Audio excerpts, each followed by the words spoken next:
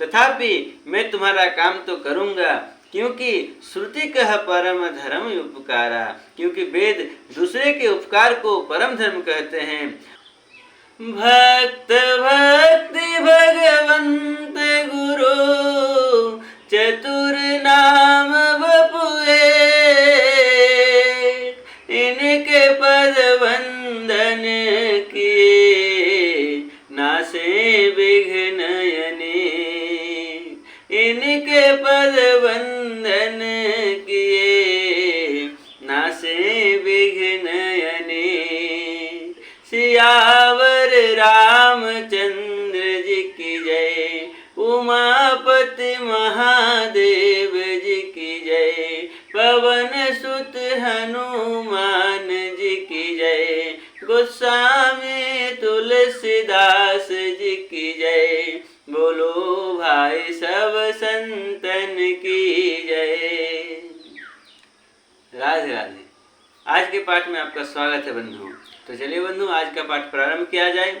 इससे पहले कि आज का पाठ प्रारंभ हो, मैं आप सबको नए श्रोताओं को एक बार बता दूं कि माँ पार्वती तपस्या करने के पश्चात अपने पिता के गृह हिमाचल राज्य के घर में हैं, और सारे प्रसंग को जब सप्त ऋषियों ने महादेव जी को सुनाया तो प्रसन्न होकर महादेव जी श्री रघुनाथ जी के ध्यान में अभी मग्न हैं। और ऐसे समय में तारकासुर ने उत्पात मचा कर रखा है, जिसके फलस्वरूप सभी देवताएं बहुत दुखी हैं। और सभी देवताओं को दुखी देखकर ब्रह्मा जी ने एक उपाय निकाला है कि महादेव जी के पुत्र से इस राक्षस का वध हो सकता है, जिसके लिए हमें महादेव जी को समाधि से उठाना पड़ेगा। और इस कार्य के लिए सभी देवताओं ने और ब्रह्मा जी ने मिलकर कामदेव जी का शरण लिया है।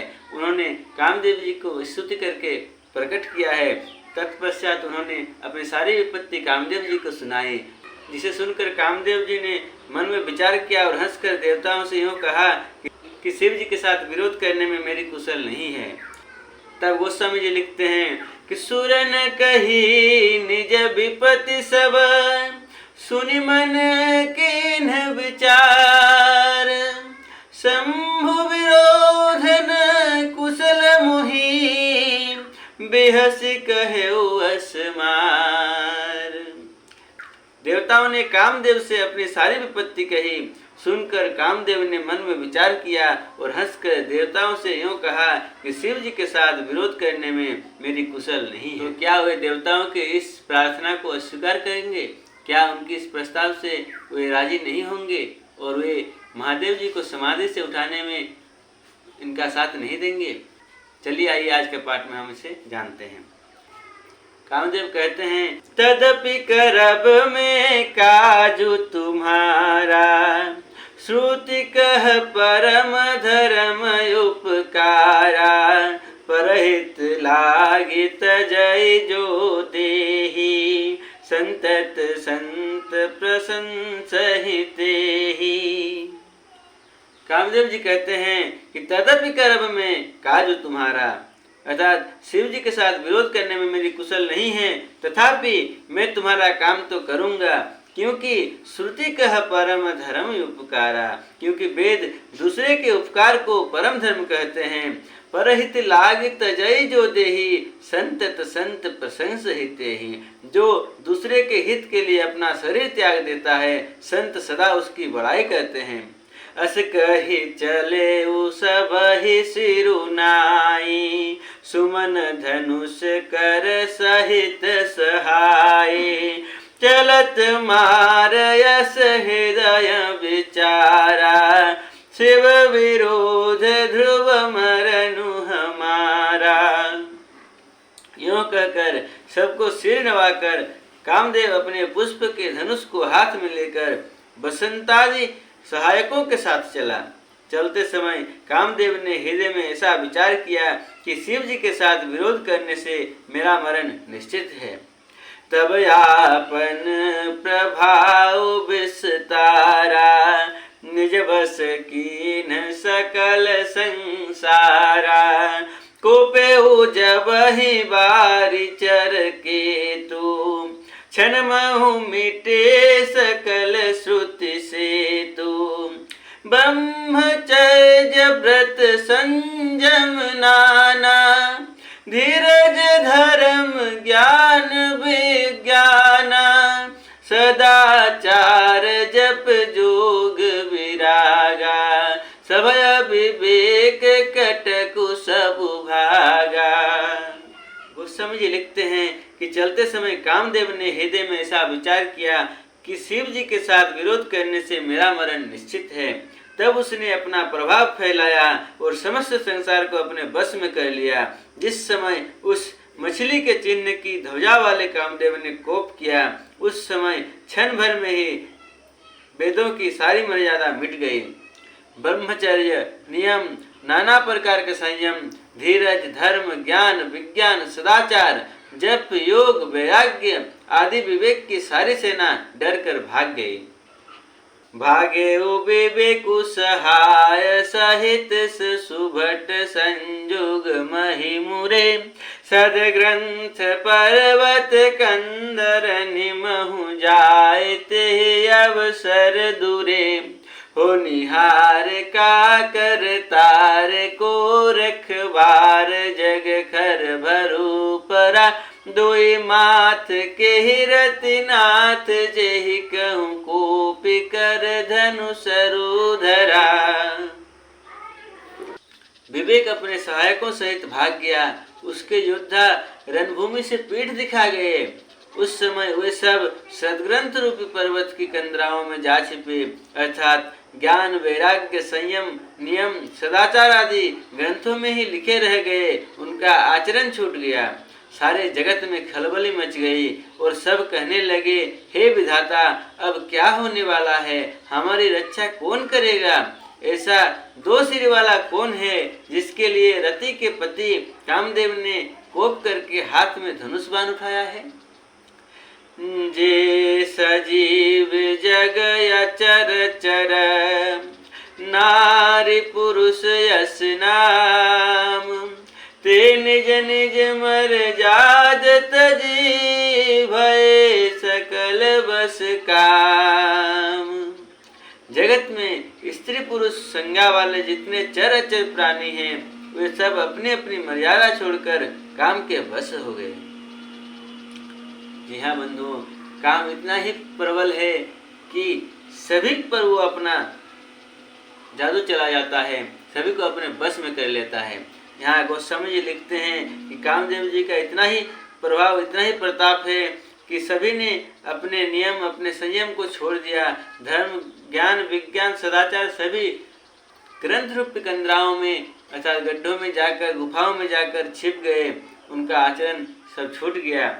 ऐसे में जगत में स्त्री पुरुष संज्ञा वाले जितने भी चर अचर प्राणी थे, वे सब अपनी अपनी मर्यादा छोड़कर काम के बस हो गए।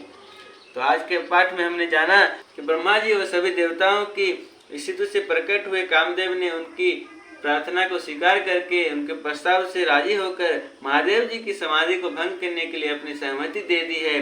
और पथ में जाते हुए ये सोच रहे हैं कि महादेव जी से विरोध करके मेरा किसी भी प्रकार से कुशल नहीं है और तो मेरा मरण भी निश्चित है। इसीलिए उन्होंने अंतिम बार अपना प्रभाव विस्तार करने के उद्देश्य से सारे जगत में अपना प्रभाव विस्तार किया है और सभी तरफ अपना प्रभाव विस्तार करते हुए सभी चर अचर सभी प्राणी को अपने बस में कर लिया है। तो बंधुओं, आज का पाठ हम इसी दोहे के साथ यहाँ विश्राम करते हैं और फिर कल मिलते हैं और आगे का पाठ करते हैं और जानते हैं कि आगे और क्या क्या होता है कामदेव जी के इस प्रभाव से और क्या क्या उथल पुथल इस संसार में मचता है और फिर किस तरह से वे महादेव जी की समाधि को भंग करने का प्रयास करते हैं। ये सारी बातें हम कल के पाठ में जानेंगे, इसलिए कल के पाठ में आप जरूर उपस्थित होइए।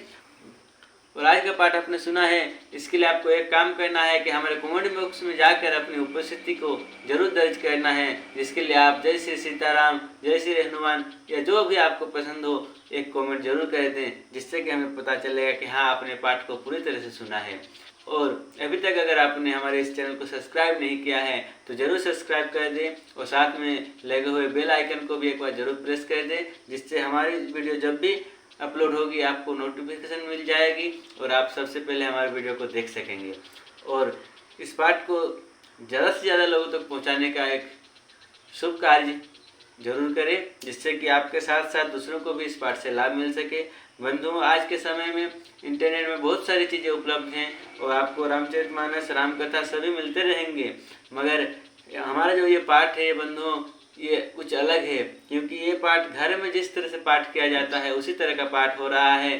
कुछ ऐसे भी लोग हैं जो घर में पाठ नहीं कर पाते हैं या जिन्हें हर रोज़ थोड़ा सा रामचरितमानस सुनने का इच्छा होता है, परंतु वे समय भी नहीं निकाल पाते हैं और इंटरनेट में भी इस तरह से उपलब्ध नहीं है।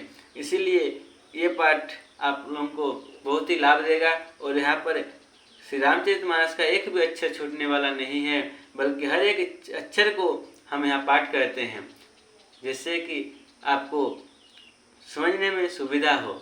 और यहाँ पर हम कुछ प्रवचन नहीं करते हैं, जो भी लिखा है उसी को आपको यथारूप सुनाते हैं। इसीलिए आप इस पाठ को ज़्यादा से ज़्यादा लोगों तक पहुँचाएँ, जिससे कि सभी को इससे लाभ मिल सके और हमारा सेवा भी सार्थक हो सके।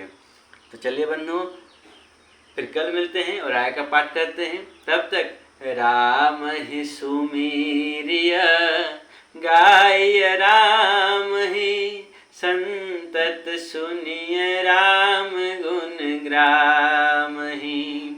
हरि अनंत हरि कथा अनंता, कहहि सुनहि बहु विधि सब संता।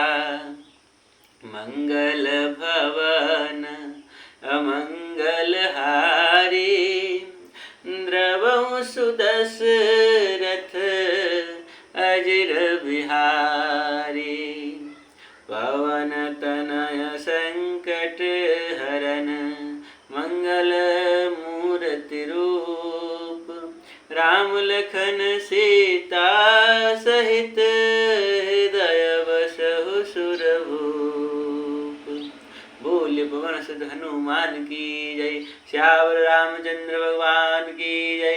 पार्वती पते हर हर महादेव, निताय गौर हरि बोल। जय जय श्री राधे।